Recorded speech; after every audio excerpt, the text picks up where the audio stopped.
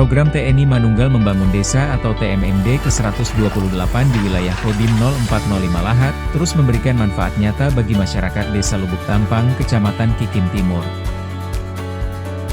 Berbagai program yang dilaksanakan, mulai dari pembangunan jalan usaha perkebunan, penyediaan air bersih, hingga rehabilitasi rumah tidak layak huni, dirasakan langsung dampaknya oleh masyarakat. Pemerintah desa pun mengapresiasi pelaksanaan TMMD yang dinilai mampu mendorong percepatan pembangunan di wilayah pedesaan.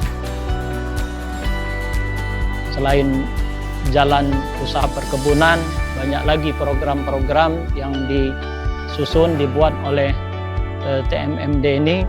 Salah satunya juga ada pengadaan air bersih, juga ada pembuatan poskamling, ada juga rehab rumah.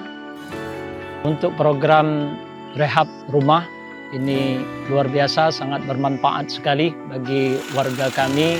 Sangat terharu dengan bantuan yang diberikan daripada program TMMD ini di desa kami.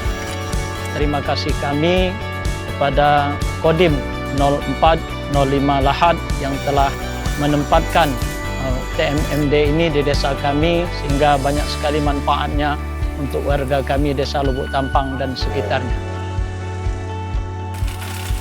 Pemerintah desa berharap melalui program TMMD, pembangunan di Desa Lubuk Tampang dapat terus berlanjut dan memberikan kesejahteraan bagi masyarakat.